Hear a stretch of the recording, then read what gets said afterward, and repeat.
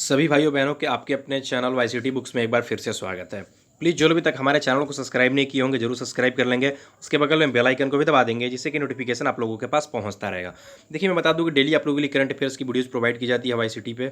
आप लोग मैं बता दूं कि अगर ये आप लोग कंटिन्यू रहेंगे तो पूरे आप लोगों को मंथ के या पूरे आप लोगों को साल भर के एक साथ देखने की जरूरत नहीं पड़ेगी। और जो लोग कंटिन्यू रहते हैं उनके लिए ही पेपर में बहुत ज़्यादा करंट से फ़ायदे मिलते हैं, क्योंकि जो लोग सोचते हैं 2 महीने 3 महीने के एक बार याद कर लेंगे हम, तो बहुत ज़्यादा घाटे होते हैं उन लोगों के लिए। तो मैं बात करूँ कि देखिए अगर इसकी आप पीडीएफ भी चाहते हैं तो आप लोग इसकी पीडीएफ भी प्राप्त कर सकते हैं। आप हमारे टेलीग्राम ग्रुप वाईसीटी पब्लिकेशन पर जुड़कर आसानी से, इसका जो टेलीग्राम का लिंक है डिस्क्रिप्शन में दिया हुआ, वहाँ से इसका आप जुड़िए और वहाँ से इसकी पीडीएफ भी प्राप्त कर सकते हैं। चलिए मैं देर ना करते हुए आज का सेशन स्टार्ट करता हूँ। पहला क्वेश्चन हम लोग लेते हैं।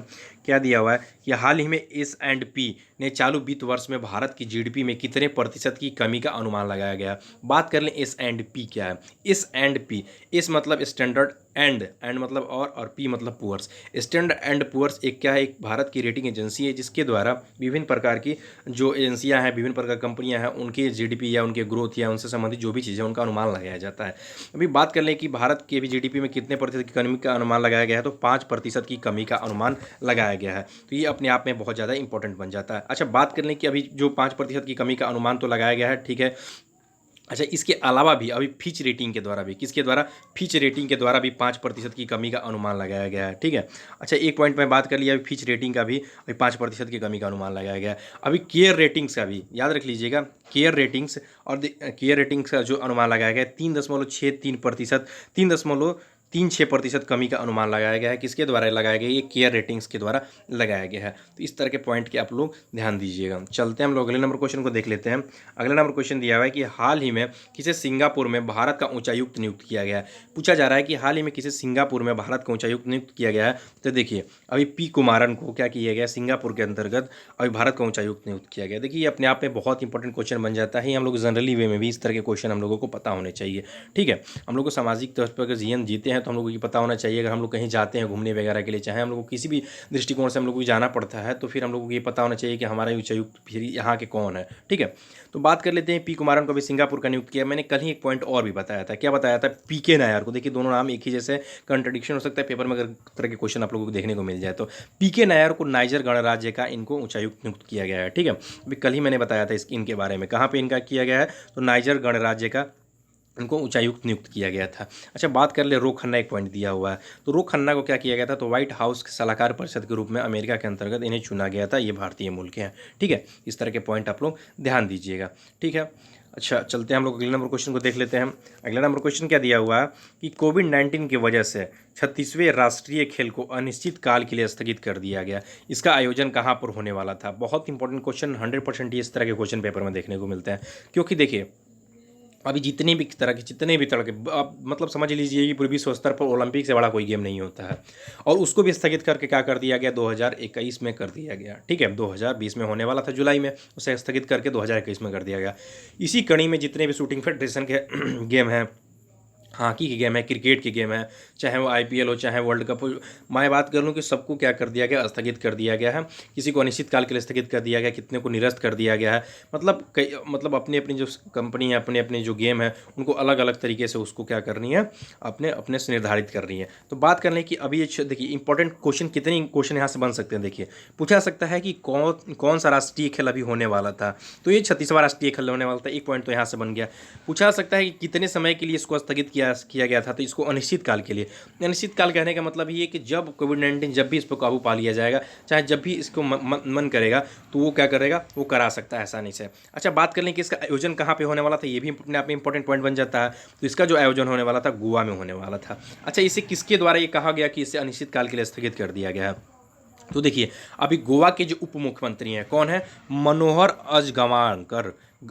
अजगवांकर जो हैं, उन्हीं के द्वारा अभी हाल ही में स्थगित करने की बात कही गई है। वहाँ के गोवा के उप मुख्यमंत्री हैं। अच्छा, ये किसके साथ इनकी वार्ता हुई, उसके बाद से इनको क्या किया गया, इसको स्थगित करने की बात आई। तो याद रख लीजिएगा, भारतीय ओलंपिक संघ, अर्थात आप लोगों को कहीं भी अगर IOA देखने को मिले, ठीक है, इंडियन ओलंपिक एसोसिएशन, मतलब भारतीय ओलंपिक संघ के अभी जो अध्यक्ष हैं कौन है, नरेंद्र बन्ना। कौन है, नरेंद्र बन्ना। इन्हीं के द्वारा अभी एक रिपोर्ट प्रस्तुत किया गया। उसके बाद से जो गोवा के उप मुख्यमंत्री हैं, इन्हीं के द्वारा द्वारा अभी इसको स्थगित करने की बात सामने रखी गई है। तो इस तरह के पॉइंट आप लोग ध्यान दीजिएगा, ठीक है।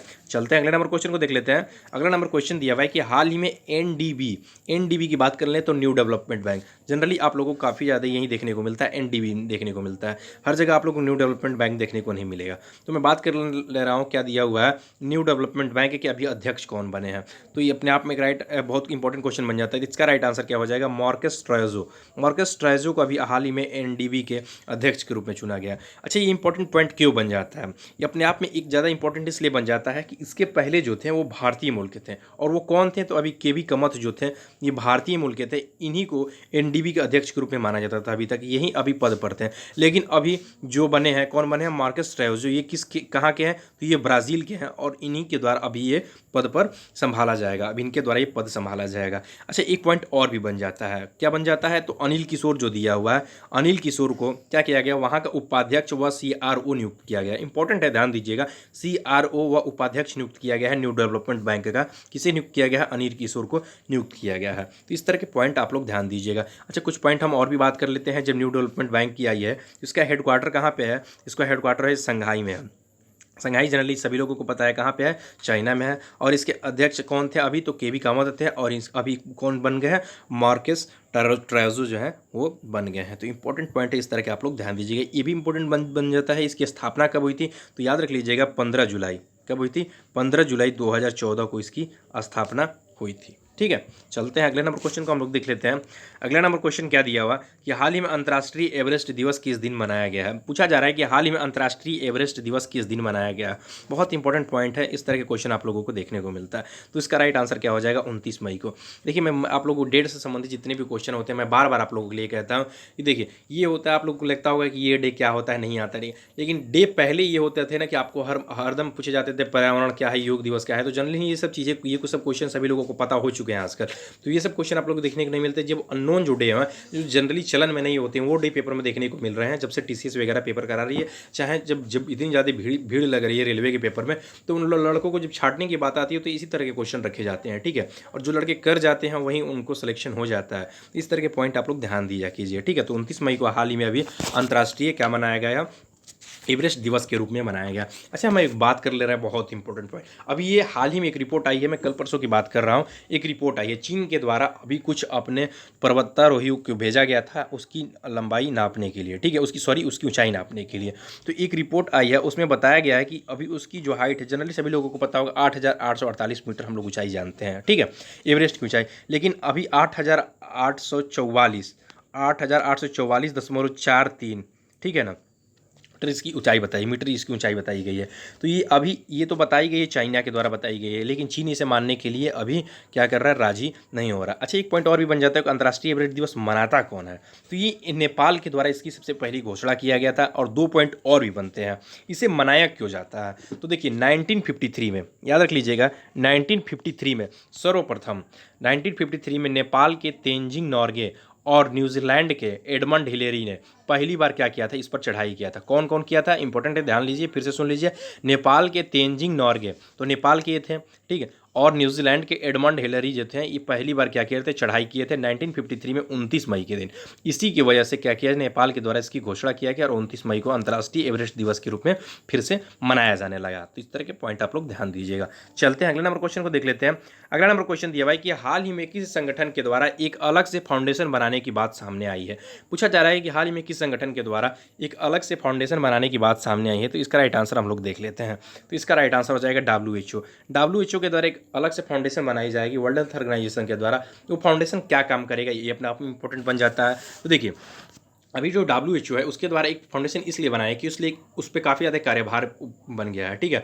उसको कुछ कार्यभारों को तो उसको सौंपा ही जाएगा उसके अलावा, लेकिन इंपॉर्टेंट जो है क्यों बनाया गया है, तो वो जो बनाया गया है वो क्या करेगा, विभिन्न जो राज्य हैं, विभिन्न प्रकार के जो देश हैं, यहाँ तक कि आम नागरिक से भी इंपॉर्टेंट है, यहाँ तक कि आम नागरिक से क्या करेगा, वो फंडिंग को कलेक्ट करने की कोशिश करेगा, ठीक है, क्योंकि उसको चलाने के लिए बहुत ज़्यादा फंडिंग की जरूरत पड़ती है। चाहे विभिन्न प्रकार की संस्थाओं के द्वारा क्या करेगा कि वो मदद करता है, विभिन्न प्रकार के देशों को मदद करता है जो गरीब देश होंगे, विभिन्न प्रकार के देशों से लेकर जो अमीर देश हैं, विकसित देश हैं, जो विकासशील देश हैं, और काफ़ी ज़्यादा देश हैं जो बहुत ज़्यादा निचले स्तर पे हैं, उनको मदद वगैरह करने के लिए WHO एक अलग से संस्था बनाएगा जाएगा, उसमें फंडिंग इकट्ठा किया जाएगा, उसमें आम नागरिक तक भी क्या कर सकता है, मदद कर सकता है। तो ये इंपॉर्टेंट पॉइंट है, ध्यान दीजिएगा। WHO के बारे में हम डेली पढ़ते हैं, फिर भी जान लेते हैं। 7 अप्रैल 1948 को, कब, 7 अप्रैल 1948 को इसकी क्या किया गया था, स्थापना किया गया था। इसका हेडक्वार्टर कहाँ पे है, तो स्विट्जरलैंड में जेनेवा में स्थित है। कहाँ पे, जेनेवा में इसका हेडक्वार्टर स्थित है। तो इंपॉर्टेंट है, इस तरह के पॉइंट आप लोग ध्यान दीजिएगा, ठीक है। चलते हैं हम लोग अगले नंबर क्वेश्चन को देख लेते हैं।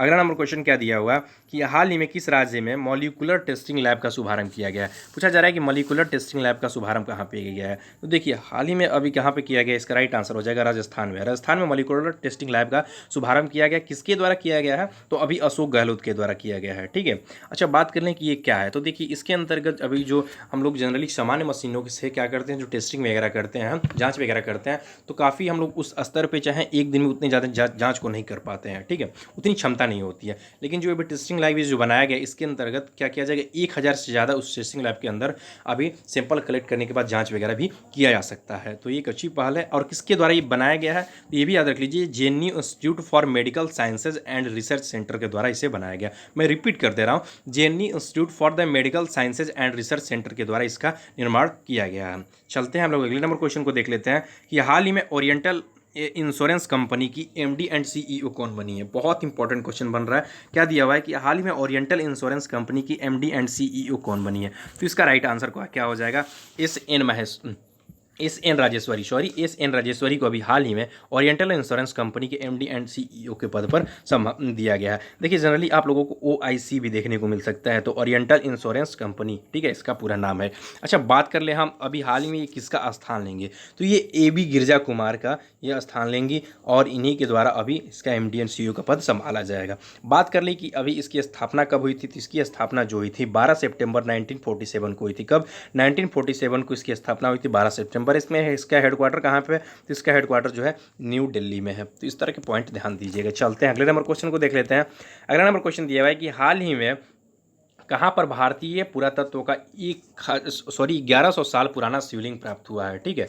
तो पूछा जा रहा है कि भारतीय पुरातत्व का 1100 साल पुराना शिवलिंग प्राप्त हुआ, कहाँ पे प्राप्त हुआ है, तो अभी वियतनाम में प्राप्त हुआ है, ठीक है। इंपॉर्टेंट है, इस तरह के पॉइंट आप लोग ध्यान दीजिएगा। अच्छा, कुछ पॉइंट हम लोग और भी देख लेते हैं।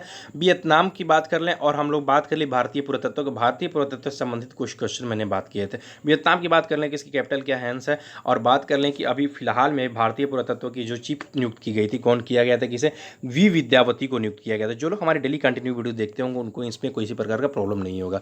अच्छा, बात कर लें कि अभी भारतीय पुरातत्व का जो स्थापना किया गया था, कब किया गया था, 1861 में किया गया था। और इसका हेडक्वार्टर कहाँ पे, तो इसका हेडक्वार्टर भी न्यू दिल्ली में है। तो इस तरह के पॉइंट इंपॉर्टेंट है। चलते हैं अगले नंबर क्वेश्चन को देख लेते हैं। अगला नंबर क्वेश्चन दिया हुआ है कि हाल ही में ADB ने किसे $250 मिलियन ऋण देने की घोषणा किया है। ADB की बात करें, एशियन डेवलपमेंट बैंक, इसके द्वारा भी 250 मिलियन ऋण देने की बात कही गई है। देखिए डेली, देखिए जितनी भी मैं बात कर लूँ, वर्ल्ड बैंक की बात कर लूँ, मैं बात कर लूँ कि ADB की बात कर लूँ, मैं बात कर लूँ AIIB, Asian infrastructure investment bank की मैं बात कर लूँ, AIIB की बात कर लूँ, मैं बात कर लूँ IMF की बात कर लूँ। देखिए ये सब जितनी भी संस्थाएं ये क्या करती हैं, जो कमज़ोर देश होते हैं उनको ऋण के तौर पे ही, फिलहाल में ऋण के तौर पे ही क्या करती है, वो पैसे देने का कार्य कर रही हैं, क्योंकि कोविड-19 से आसानी से लड़ सकें, ठीक है, जिससे कि महामारी पर जो है काबू पाया जा सके, ठीक है, कमज़ोर देशों के लिए मदद करने का कार्य कर रहा है। तो बात कर लें कि अभी ADB ने $250 मिलियन ऋण देने की बात कही है। किसको देने की बात कही है, तो अभी नेपाल को देने की बात कही गई है, ठीक है। तो इस तरह के पॉइंट आप लोग ध्यान दीजिएगा। अच्छा, हम बात कर ले कि अभी नेपाल को तो क्या कही है, 250 मिलियन ऋण डालने की बात कही गई। अच्छा, एक पॉइंट मैंने दिया हुआ है, म्यांमार में देखिए मैं बात करूँ तो अभी इसको भी क्या किया गया, 700 मिलियन ऋण देने की बात कही गई थी। किसके द्वारा कहा गया था, तो IMF के द्वारा कहा गया था, ठीक है, इंटरनेशनल मॉनेटरी फंड के द्वारा इसको कहा गया था। तो इस तरह के पॉइंट आप लोग ध्यान दीजिएगा। अच्छा, बात कर लें कि अभी इसकी स्थापना कब हुआ था, ये भी इंपॉर्टेंट बन जाता है ADB का। तो 1766 में इसकी स्थापना हुई थी। इसका हेडक्वार्टर मनीला में है और मसाचुसेट्स आस्कावा जो है फिलहाल में यहाँ पे हेड हैं। तो इस तरह के पॉइंट आप लोग ध्यान दीजिएगा। चलते हैं हम कुछ पॉइंट को देख लेते हैं जो मुझे इंपॉर्टेंट लगता है, मैं उसे रख लेता हूँ। बात कर रहे हैं कि हाल ही में आई University of the East Anglia की वैज्ञानिकों की रिपोर्ट के अनुसार दुनिया भर में कार्बन उत्सर्जन में कितने प्रतिशत की गिरावट आई है। तो जनरली हम लोग जानते हैं कि अभी गाड़ी वगैरह बहुत ज़्यादा नहीं चल रही हैं, हमारी फैक्ट्री वगैरह नहीं चल रही हैं, विभिन्न प्रकार की जो जूट मिल वगैरह जो भी चीज़ें हैं वो नहीं चल रही हैं। तो कार्बन का उत्सर्जन वाकई में हम लोगों को पता है कि उत्सर्जन उस तरीके से नहीं हो सकता है। हमारा वातावरण शुद्ध है, हमारे वातावरण में काफ़ी ज़्यादा अभी शुद्धता देखने को मिल रही है। तो कहने का मतलब है कि कार्बन में कमी आएगी ही। तो अभी university of the East Anglia के वैज्ञानिकों की रिपोर्ट की आई है, उसमें बताया गया कि 17% तक का गिरावट आ गया है, जो कि बहुत बड़ी बात है और बहुत अच्छी भी बात माना जा सकता है। ठीक है, तो बात कर लेते हैं हम अगले नंबर पॉइंट की। क्या दिया हुआ है कि हर साल 28 मई को विश्व भूख दिवस के रूप में मनाया जाता है। देखिए जनरली हमारी देश की बात कर लें, सिर्फ इंडिया की बात कर लें, तो जनरली हम लोगों को देखने को मिल रहा है, जनरली काफ़ी लोग तो कहते हैं कि भूख से कोई नहीं मरता है, लेकिन भूख से बहुत सारे लोग मरते हैं। अभी हम लोग ट्रेन में देख रहे हैं, ट्रेन में काफ़ी ज़्यादा प्रवासी मजदूर वगैरह आ रहे हैं। ट्रेन एक स्टेशन से चल रही, एक राज्य से चल रही दूसरे राज्य पर, बीच में उन लोगों को सिर्फ पानी वगैरह का साधन मिल रहा है। खाने के लिए उनके पास पैसे नहीं है, चलने के लिए उनके पास मतलब क्या बताएं, कुछ भी नहीं है उनके पास, समझ लीजिए। ऐसे ऐसी सरकार के पास मतलब मदद कराई जा रही है, लेकिन फिर भी उन लोग उतने उतने मैक्सिमम लोगों के पास ये सब चीज़ें नहीं पहुँच पा रही है। काफ़ी लोग अभी अपनी जान गंवा दे रहे हैं। तो भूख दिवस के रूप में भूख इससे उन्मूलन हो सके, इसका मतलब क्या हो सके कि लोगों के पास अधिक से अधिक खाना पहुंचाया जा सके, एक हंगर प्रोजेक्ट बनाई गई थी इसके तहत। ठीक है, इसी हंगर प्रोजेक्ट के तहत क्या जा रहा है कि विश्व भूख दिवस पर काबू पाने के लिए इसे बनाया गया था। तो इंपॉर्टेंट पॉइंट है, इस तरह के ध्यान दीजिएगा। ठीक है, तो देखिए मैं बता दूं कि इसकी आंसर की भी प्रोवाइड की हुई है। अगर आप इसकी पीडीएफ चाहते हैं तो आप हमारे टेलीग्राम ग्रुप ICT पब्लिकेशन पर जुड़कर आसानी से इसकी पीडीएफ फाइल भी प्राप्त कर सकते हैं। तो प्लीज़ आप लोग हमारे चैनल से जुड़िए, चैनल को सब्सक्राइब कीजिए, और किसी प्रकार के बुक्स को परचेज करना चाहते हैं तो आप हमारे नीचे लिंक डिस्क्रिप्शन में दिए हुए हैं, वहाँ से आप लोग बुक्स का रिव्यू वगैरह भी देख सकते हैं, या आपको नंबर भी दिया हुआ है, कॉन्टैक्ट भी कर सकते हैं, और वहाँ से किसी प्रकार की जानकारी भी प्राप्त कर सकते हैं। तो प्लीज़ चैनल को हमारे जरूर से जरूर सब्सक्राइब कीजिए, और वीडियो अच्छा लगे तो लाइक ज़रूर कीजिएगा दोस्तों। थैंक यू दोस्तों, थैंक यू।